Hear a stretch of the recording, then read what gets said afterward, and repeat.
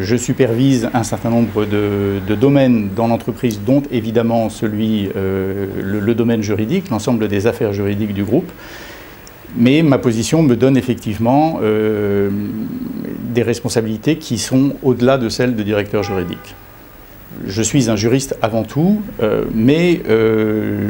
dans les fonctions qui sont les miennes, j'ai effectivement tendance à m'occuper d'un certain nombre d'autres dossiers qui ne sont pas à dominante juridique, mais dont le fond est effectivement juridique. Donc ma formation juridique, effectivement, aide évidemment dans ces fonctions,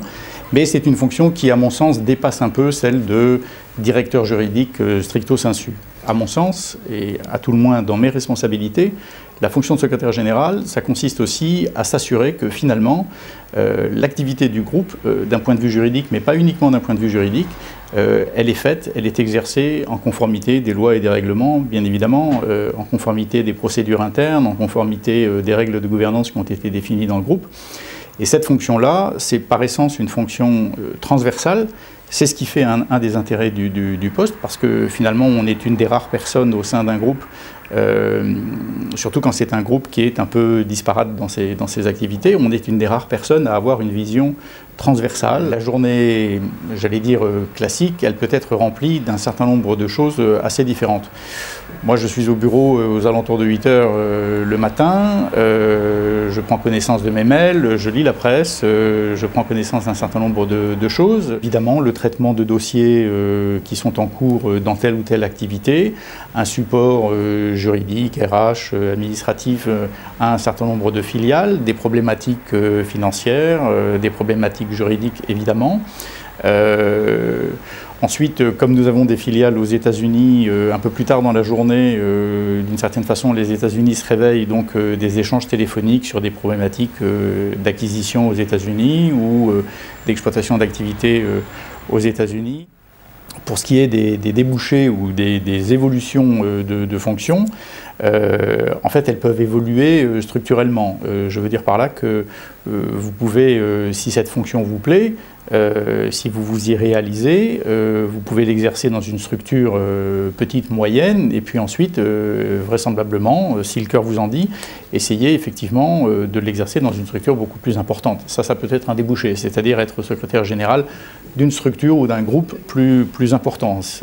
Il n'est pas rare, on a déjà vu qu'effectivement des secrétaires généraux deviennent des managers, c'est-à-dire des dirigeants, des directeurs généraux ou des présidents de directeurs généraux. Il faut effectivement un certain nombre de qualités qui sont des qualités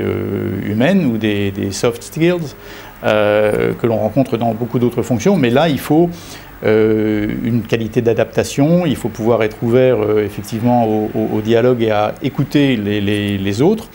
Vous êtes dans une fonction transversale où finalement un certain nombre de problèmes ou de situations particulières ou voire de risques remontent à vous, et il faut pouvoir effectivement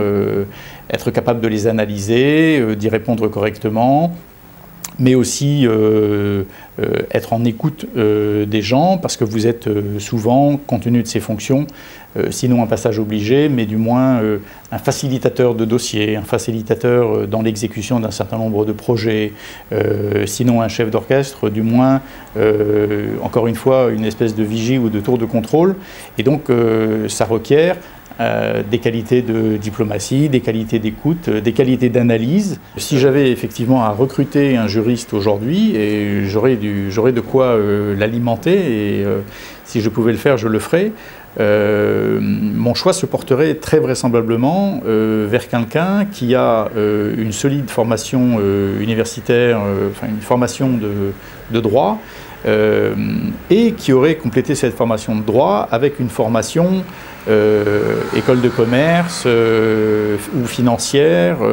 parce qu'aujourd'hui, la majorité des problématiques qui sont des problématiques certes juridiques que nous devons traiter, elles ont aussi des problématiques d'affaires, c'est-à-dire des problématiques financières, économiques, et qu'il faut être capable d'appréhender ces choses-là aussi.